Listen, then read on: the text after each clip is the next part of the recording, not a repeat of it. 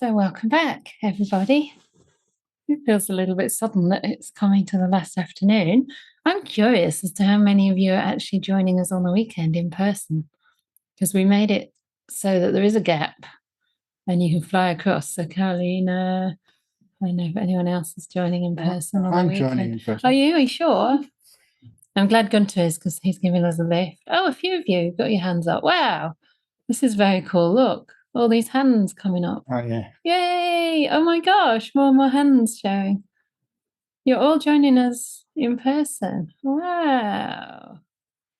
That's cool. That's really cool. So you don't have to ask the questions. That's true. We just ignore their questions now.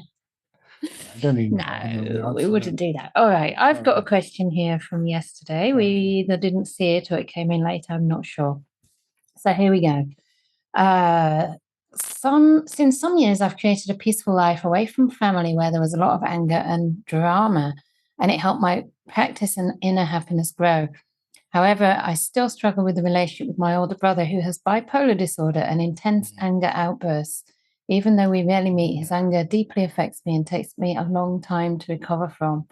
The more peace I find in my life, the more distant I feel from him, and that brings also sadness. I know I can't change his emotions, but how can I strengthen myself so these rare but stormy interactions don't disturb me so much? How can I respond wisely and protect my inner balance in the face of someone else's anger? Thank you with all my heart for your teachings, kindness, wisdom, and radiating peace. So, shall I? Yeah, I think you did mention it last time. No, I just talked to you about it this morning, but and I remembered the beautiful sutta that I think Sariputta gave of, there's one that he gave about the rag, which is where you come across this old dirty rag in the street. And in the Buddha's day, of course, people made their robes out of these rags. And they see it on the floor there and they think it's useless. But then they realize that actually, if they put one foot on the rag and use the other foot to kind of tear the rag in two, they can reach down and pick up the other piece of the rag, which is still usable. They can wash it and they can make it fit for stitching into a robe. And so what this really means is that we try to focus on the good part of the person. We focus on the part of the person that we can encourage and cultivate and have a beautiful relationship with. And sometimes we leave aside the other part that is too difficult for us to face at that time. That's one way. I think another thing that you're talking about here is, feeling distant from him. And I think it's important to recognize that this is not necessarily always going to be the case, but it could be that at this time you need that bit of distance. And it could be that as you develop on the path of Dhamma and in compassion and inner strength, that those angry outbursts will indeed affect you less, and you'll find more compassion developing in you. So that's another way that I think this was the another sutta, 5 ways of overcoming resentment, and this includes when people show you anger. The first one was loving kindness. The second one is compassion, realizing that that person is like a sick person. And in the other sutta from Sariputta, the same one as the rag, the Venerable Sariputta actually says it's as though they are sick, traveling in the desert without medicine, without an attendant or a doctor, far away from safety, and basically alone. And so when a person is this way, they're basically unwell, they're sick, and we rouse sheer compassion and tender concern. Compassion doesn't always mean you have to be around the person. Compassion includes compassion for yourself. But it does help to overcome any resentment and also sadness that you might have. There's also a method of actually taking distance from a person. In the suttas, it says ignoring. So they try metta, compassion, you can try equanimity, you can try understanding the law of karma, cause and effect, but also you can have distance. You can actually ignore a person for a time. And I think this is very important because it honors our own needs as well as the other person's. So that if you do find you're getting dragged down, you can take a break. But I think it's important to recognize that that break only needs to be temporary. And if your intention is to deepen your connection over time or find ways that you can still love that person, even if it's from a distance, then it can be wise to take some space. So there's a few thoughts about that. And of course, you can share the merits of your practice with your brother. Bring him to mind, wish him well. Compassion doesn't just connect with his suffering, it wishes him freedom from that suffering. So you can visualize him free from suffering, free from these depressive and angry outbursts, and really share the goodness of your life with him. That will help you both. Okay, thank you, Ajahn Chanda and Ajahn Brahm and all the volunteers for putting on this online retreat. This is the best retreat I've ever been on. Excellent. When on retreat, I feel much less irritated by the small things during the day. I watch the habitual reactions arising in the mind, and I'm just watching it, not in it. And I don't do anything with it. It feels very liberating. Is it possible to gain this sense of freedom from defilements without retreat conditions? I meditate once or twice daily, but it doesn't bring the same sense of freedom that this week has brought. Want me to answer? Yeah. All right. I think, honestly speaking, that retreat times are the times that you really deepen your practice. So you can see what it's like to have that extent of freedom. And of course, in the world, it's harder to sustain. However, the more you practice in retreats, the stronger your mindfulness will become. And the more those habitual reactions that cause suffering for you will be seen before they can take over. And bit by bit, they'll start to fade. So they will bother you less over time. But I think it's realistic not to expect the same level of mindfulness and kindness, etc., during the day. But if you do meditate daily, that's the key, really. That it's that continuity, at least maintaining the depth of practice, or at least not going backwards on the path, and then continuing to carve out time for retreats every year, at least a couple of retreats a year, I would say, if you want to see real progress. But you'll be amazed. I mean, you might not think that things are changing very much. You might think, oh, now I'm back in the world, I'm more irritable again. But if you remember how you were 3 years ago, you'll realize you're actually getting irritable far less often. And when you do get irritable, it doesn't last as long. So the changes come gradually, but they're absolutely there. And after some time, these habits will really start to get undermined and they won't be arising nearly so much again. So the practice changes a bit when we leave the retreat. It becomes a little bit more about sense restraint in daily life, which means noticing these reactions, catching them early, and sometimes shifting our thinking pattern or our perceptions away from things that trigger those unwholesome responses and keep us on track. But also, of course, carving out that time for meditation is really important. And also in daily life, you have the chance to really deepen your practice of virtue, which is not just abstaining from killing life and stealing, etc., which most of us can do, but learning to use our speech in really beneficial, uplifting ways that can bring a lot of encouragement to ourselves, to other people, and can give us a lot of harmony in our lives. So there's many, many ways to practice in daily life that you don't get on retreat. So see if you can embrace your day-to-day life in the world as an opportunity to integrate and also deepen those foundational parts of the path. Shall I read another one? Yeah. A question from a practitioner seeking to develop jhana and metta qualities during an extended period of solitary free time in nature without internet access. What daily routine and supportive habits would you advise to best facilitate progress in these qualities while navigating the balance between being too tight and too loose in the practice?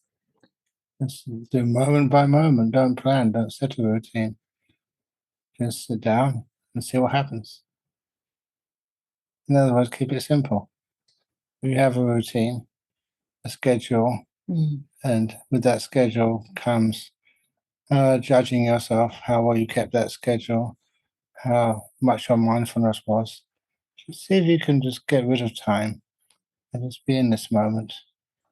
Just one moment after another. See what happens, see what's needed. Nice and simple. I remember when I was on this long retreat in Jhana Grove, and I asked you something around, should I emphasize this or that? And you just said, ask your body and mind what they want to do. Yeah. And so that was my kind of way of practice, just asking. being really respectful rather than trying to push them into some kind of altered state or routine. Thank you so much for the warm, kind, compassionate wisdom light that radiates from you. It helped open up this lotus very well again. One difficult to have in daily life is the use of media in a balanced way. After a retreat, it's very good for a while. Then I let myself get sucked in too much and it drains my energy and feels addictive. And it is addictive. That's the difficulty with this social media stuff or any media. Could you please give advice? I'm very much looking forward to meet you at the weekend retreat in Oxford. Well, I don't have social media. I do have email, and that's it. So I don't know. Yeah. With social media. I mean, it is a lot easier to notice how we get sucked in straight after a retreat. I always notice that because I need to go onto Facebook to do various promotions and just spread the word, about all our activities. And it's at first there's a real kind of don't want to touch it, and I'll just touch it very occasionally. And then after a while, it becomes kind of like, oh, I'll just see what this friend's doing. I'll just read this particular article. And then I realize that although I don't notice I'm tired when I'm using it, afterwards I'm really drained.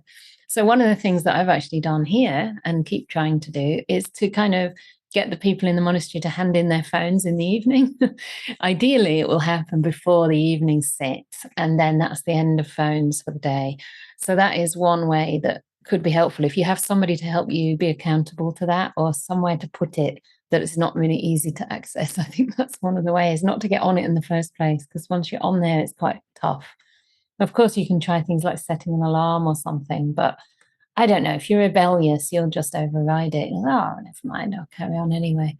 So it's quite tough. But I think over time, when you see the kind of drain it has and you ask yourself honestly, what kind of benefit is this bringing me? You could have spent an hour reading a really good book. You could have done an online course. You could have meditated and got much deeper instead of having your awareness kind of dispersed into so many different directions. So it's a tricky one, but just exercising a lot of kindness and mindfulness around these effects, short term and long term, could help.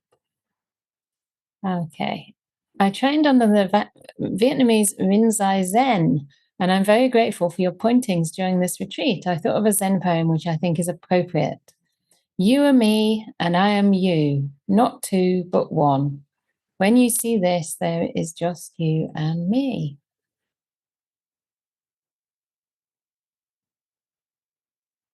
I keep my eyes closed. Don't see anything. Okay. You probably say there's nothing. Yeah, it's better. Yeah. All right. Dear Venerables, I currently live in tropical climate. The house is surrounded by nature. Animals from the wilderness are our roommates. She's in Madagascar, I think. Oh no, Mauritius. Oh, yeah. Mauritius, isn't it? Yeah. Lizards, spiders, etc. We live in harmony with each other, and I give many of them names. Ants, however, have been a challenge because there are 5 of them and we leave them alone. In half an hour, there are literally hundreds. They get inside food. How would you keep the precept of not killing in this situation with gratitude? Even if you could ask the ants and say, look, please, there's plenty of food outside. So can you leave the food which we have, human food, for us inside? There's enough for all of us. Try talking to the ants. In Bodhinyana Monastery, when I was building a hut, I did most of the building work there. There was a big ant mound close to this wonderful building site. So I started building that little A-frame hut, and it took me much more work, but I made sure I never disturbed that ant mound.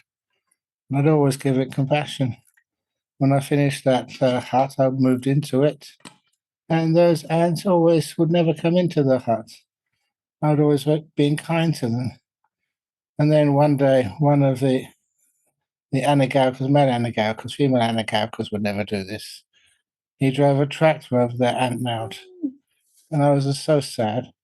And from that time on, the ants started coming into the hut. And these are beings, very intelligent beings. So if you could actually talk to them and ask them, please, don't come into our hut or our house. and leave some food outside for them. So you tell them, this is for you.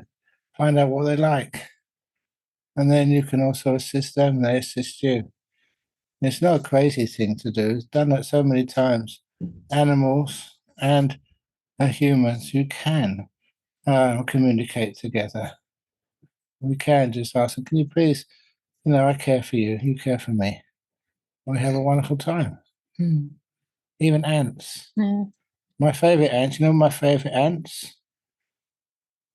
Retreat ants. Retreat ants, yeah. Retreaters. Just being practical, having lived in Asia, you just have to put everything in like sealed plastic tubs. And then they will come in, but when they find there's no food, they'll leave. But you have to kind of just let them be there. I mean, we used to get in Burma not hundreds, thousands. So you'd come inside and it'd be shocking sometimes. You'd have seen a little trail in the morning and you'd come inside and there'd be like a strip about a foot or 2 feet wide across the wall, like just a black strip of moving ants. And they'd have all their eggs and everything. And sometimes we'd look under our little mat on the floor because we didn't have a bed. And they were there as well with their eggs. And after a while, I realized I just had to sleep somewhere else because they moved through. Within a day, they'd be gone. So they will move through, but sometimes they're kind of breeding. And I think you just have to let them do what they need to do and just keep all your food in tubs. One really useful thing to know is that they don't like chocolate. So if you have chocolate, that's okay. You don't have to, you don't have to worry about that. But yeah, I think it's a good idea to put some outside. Dear Ajahns, thank you so much for your inspiring teachings. Yesterday, Ajahn Brahm mentioned he had a childhood memory in great detail during a meditation. A meditator I know once told me a similar story that during a meditation, he got sucked into a childhood memory and relived it as if it happened right there. Could you please tell me more about how the mind works so it's able to do that? Based upon what does it decide to show that particular memory?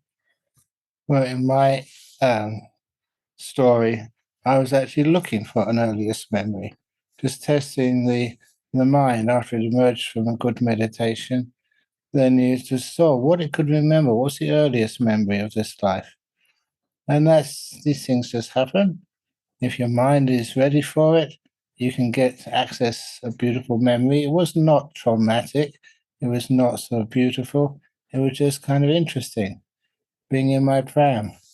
One of the things I recall from that experience was that how I recognized my baby's pram was its smell. And that was the dominant sense, how things smelt. I could see, I could hear, but that was not the sense I relied on more than anything else. I knew my pram, I knew my mother, I knew all the toys by how they smelt. It was kind of weird. But I also had the freedom to explore, which was also, I never thought that was possible, but it was. And it was just, I was experimenting. There's no how memory works and how you can have memory of a much clearer sort based on deep meditation experiences. And these memories were just, again, a reliving, experiencing what had happened. So that's what happened. But I actually sought for that. I asked for it. Thank you both for the joy you shared and wisdom. Dear Ajahn, I like endings. You like endings. Yeah. I dislike endings. How to change this perception? Well, if you dislike endings, that means you're always doing things. I like endings because once something ends, then there's some peace afterwards. And one of the things I always I like the endings when I was young, for example, and we'd go to concerts. The ending of the concert, the finale, the last movement of the concerto, that was by far the most inspiring. Everything would be building up to those last few minutes. And then when it came, it was just really inspiring. And I liked endings. Okay, it meant that the concert had finished, but nevertheless, everything does finish. I could always accept that. And that opened the door for new things happening. So I never thought things were ending totally, finally. They were just, the first movement had finished, and now another movement would come afterwards, just like somebody dying. When the life had died, we thought how wonderful it was that I could share many precious moments of that life with that person. And I knew there's always more things happening. But when there was an ending, it was like there was business was finished in that area. I had to put it down and now rest. Otherwise, there's always work to be done. When there's always work to be done, it just tires you out. You cannot enjoy life with low energy. So when things do end, sadhu, sadhu, sadhu, that day is finished.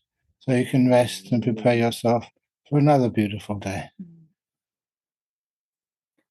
Dear Ajahn Brahm Canda, thank you so much for a lovely and inspiring retreat. My main takeaway is just to be in the present moment during my meditation, relax and let go instead of striving for special states. I already experience regular nimittas and piti and occasionally feel as if my body is disappearing. You've made me realize this is enough. Thank you. Yay! Sadhu, sadhu, sadhu. Beautiful. Thank you for a wonderful retreat. It was such a blessing to be able to participate in the retreat from home as I have difficulty traveling due to an illness. I also experienced my home, my everyday space becoming part of the monastery. Excellent. Yeah. Even outside the Zoom meetings, my home still felt like a more sacred, peaceful place. Also, despite the health challenges I face, everything's become simpler and calmer. I have greater clarity and above all, inner peace, which I hope will stay with me for a long time. Sadhu, sadhu, sadhu. That's wonderful. I think that's one of the beautiful things about the retreats is that you learn to practice in your own space. And that's what monastics do. We actually learn to practice in our own kutis. And there's very few group sittings in many forest monasteries, including Ajahn Brahm's monastery. I don't think you ever have group sittings. It's always, you come together for Vinaya once a week and for a Dhamma talk, but that's it. There's no actual group meditation. So learning that independence in the practice, even if you have the teachings from, via Zoom, is enough. And then, you grow in energy in the place that you meditate. So that's what Ajahn was talking about earlier today, about, just developing these places that have that energy of practice that you associate with meditation. And then they become like your own sacred space. So you will grow an energy in your home that way. Great. With a star shower heart. Thank you, Venchanda, for sharing Majjhima 139. The Arana Vibhanga Sutta, non-conflict. It brought deep safety, clarity, and mother, father, teacher care. Thank you, Ajahn Brahm. I visualize kissing your feet in adoration of the three jewels. Can you visualize that? Yes, but I do remember this American monk. When he saw me in Bangkok, he bent down to kiss my feet. And I said, "You're going to catch something." Because the feet over in Bangkok are not clean. There's so much dirt on the streets and stuff. But he did that anyway. But then he said why? Because he had asked me, first of all, many years ago when he was a layperson about his meditation. And I gave him some really good advice. And eventually became a meditation teacher as a monk. Yeah. And so I can understand that when you have so much gratitude, that someone you really help them and really help them. Of course, you feel like doing something like that. Yeah. But they can't do that because they're on the other side of the computer. Yeah. Okay.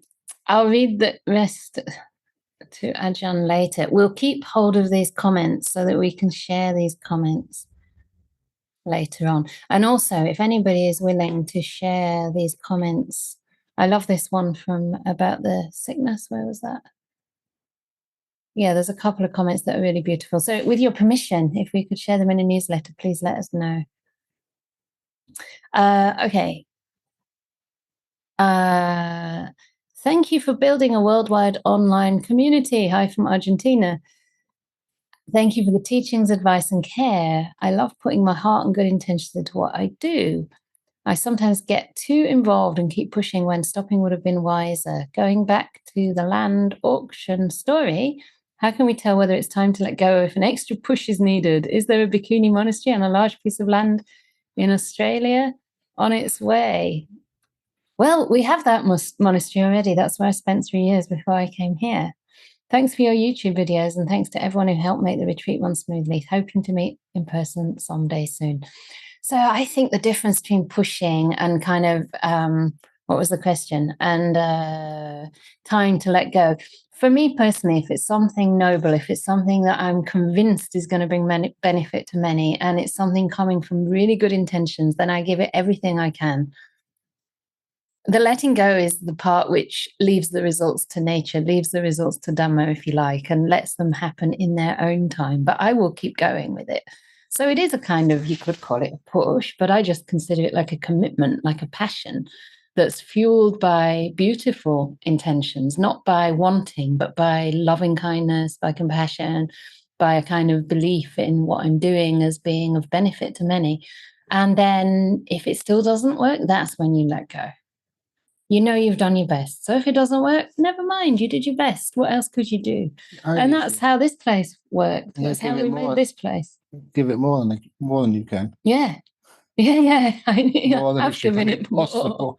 Yeah, more than you ever believed possible. And inspiration can actually break down barriers. Yeah. And limits. Yeah, I think often people think that, pushing has to come from wanting, or sort of activism has to come from anger and a sense of injustice, but it can sometimes come from other sources of energy, which are far more sustainable, like inspiration, compassion, sheer kind of gratitude. I mean, Anukampa Bhikkhuni project and now Anukampa Grove may seem to have come around through my wish to bring women this opportunity. But honestly, the first intention was to pay my debt of gratitude to my teacher, Ajahn Brahm. And it was that energy of immense gratitude, and you could call it devotion to you as my teacher and trust in you as my teacher, that kind of fueled the energy, because I really felt like I want to put everything I have into this as a gift.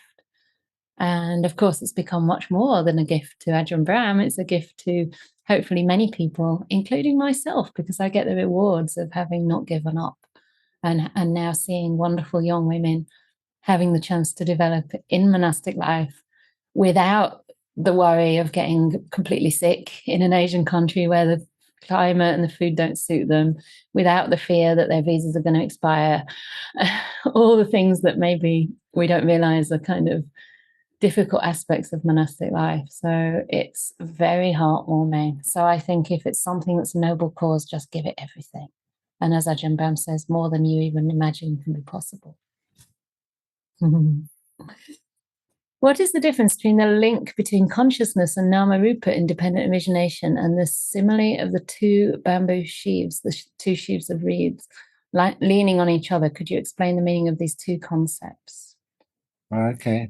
The consciousness, especially the mind consciousness, needs its object to exist. It's not just like a TV screen or a screen on your computer.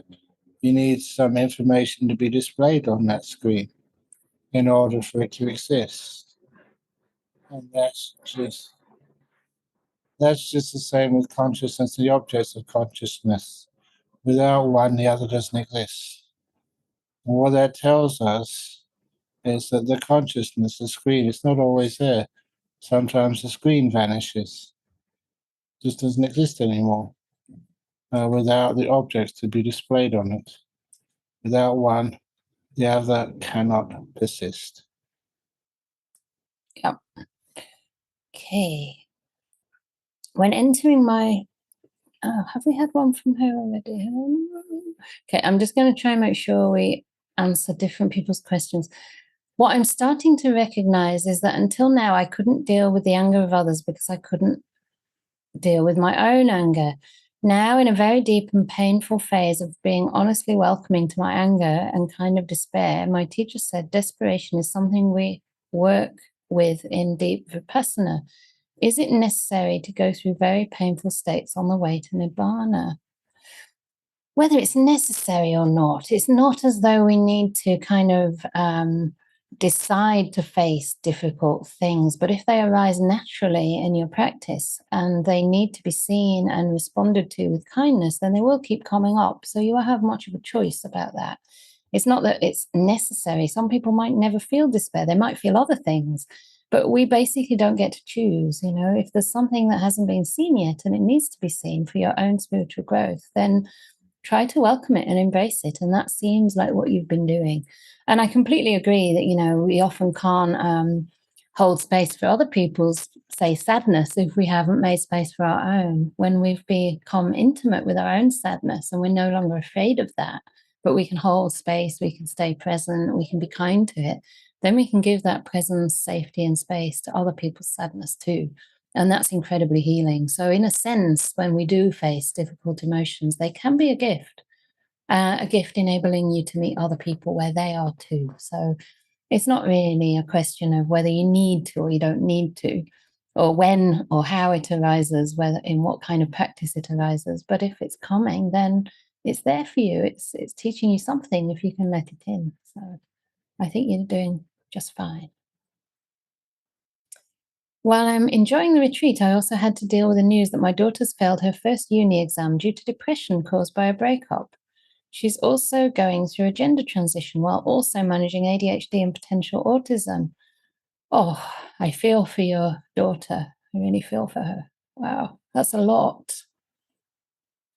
Your teachings have helped me a lot to embrace the situation with kindfulness. Eventually, some insights emerged. Trust and patience is the best gift we can give to our adolescent kids, as well as our wobbly self entangled in the hindrances. Oh, I like the last part there, as well as our wobbly self.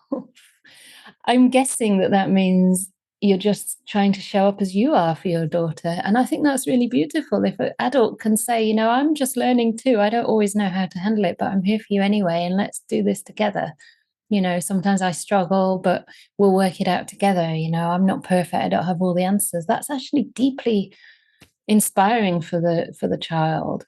It's like you're humble enough to be open enough to learn. And I'm sure she'll have so much to teach you.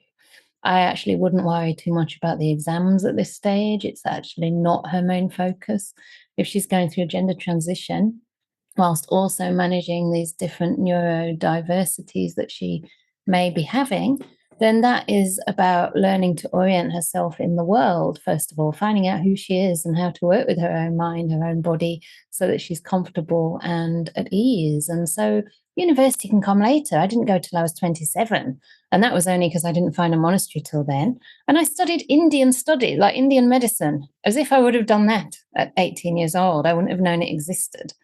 So I wouldn't worry too much about that. It might be just that there are other things that are more important right now, and what she really needs support with is that depression.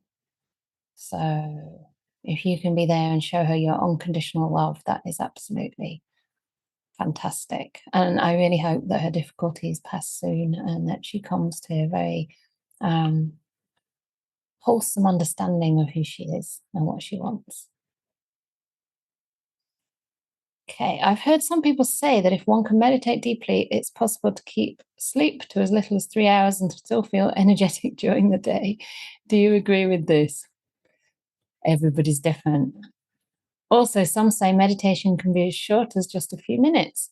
Would you still consider that meditation, or would it be more accurate to call it mindful or deep breathing? I wouldn't call that meditation only 3 minutes. Because if it do get peaceful, why not stay for a little bit longer and allow the effects of meditation to go more deeply into you? And when it comes to that first question, you can keep your meditation down to 3 hours. But sometimes you don't keep it down. Just you don't feel like sleeping if you've had many, many deep experiences of meditation. Sometimes you don't want to sleep at all. You lay down. When you lay down, you can relax the body, but you don't fall asleep even for a minute. Then you get up again and do some more meditation or whatever else is occupying you in that period of time. You don't need the sleep. So that's the answer. Okay, go on. Yeah. I'm just checking how many more questions. Probably 3 more. We do our best here. The retreat hasn't brought me the peace I was hoping for, but it's brought me the truth I was needing. Yay. That's fantastic. In this safe space, I've been able to look at some difficult circumstances in my life. And for the first time, I've been seeing them with a perspective of self-love and self-care. Now I'm in a lot of pain, but I have clarity. I feel like my self-esteem and dignity are back. So thank you for that. That's fantastic. Well done. Okay, there was one here. When entering my daily world after retreat, how can I practice mindful restraint from the activities and habits that appeal to the dopamine craving caveman brain? I'm a caveman. I live in a cave.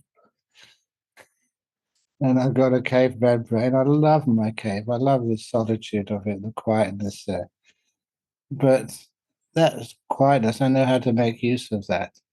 And it makes me really peaceful when you come out of your cave. You have this knot of sensitivity to not just human beings, but all the animals around you.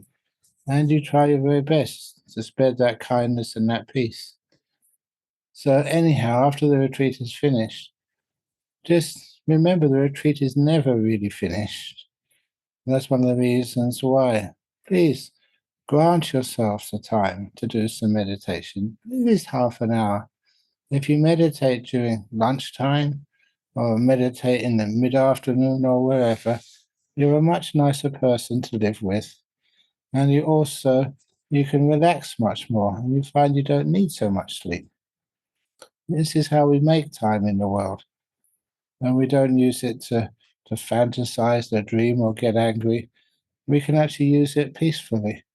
And so our whole body and mind are under less stress during the daytime, and which means we don't react and vent our frustrations or our pain to others, unless there's something beneficial there.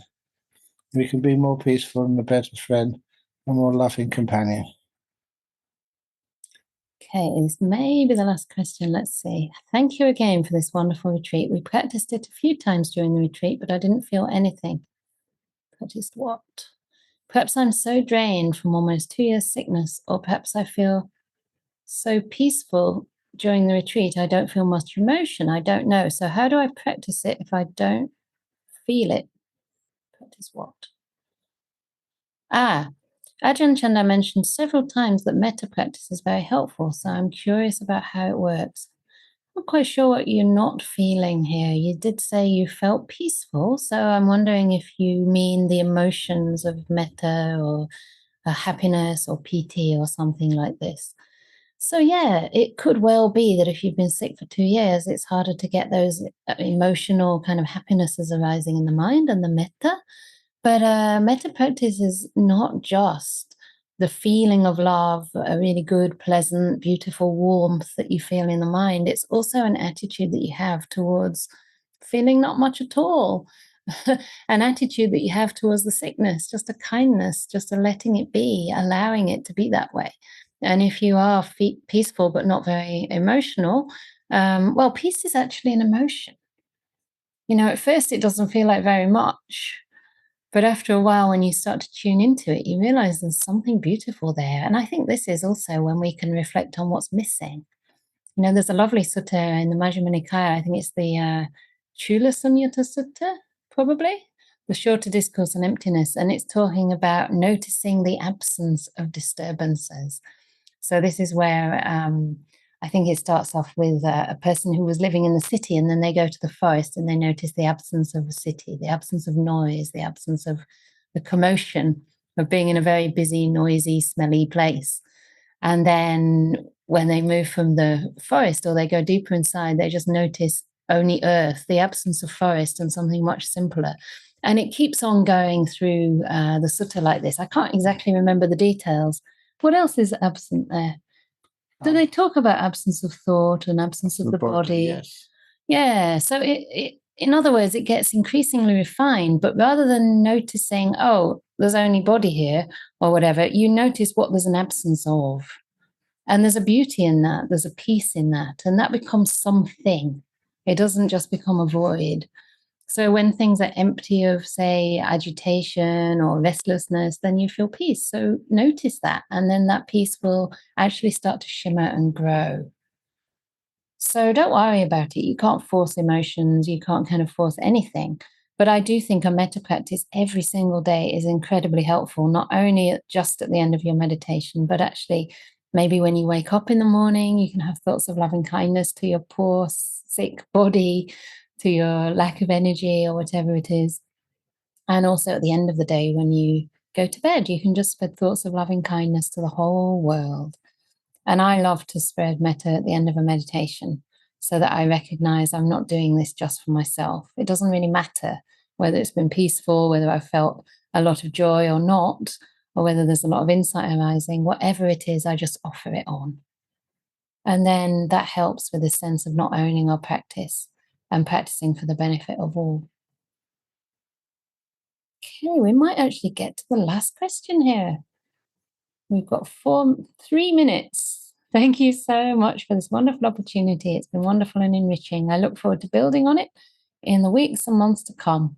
I know you've been explaining the principle through the whole week, but my mind is still circling it without landing. So how do I stop trying to do the letting go and instead let go of doing?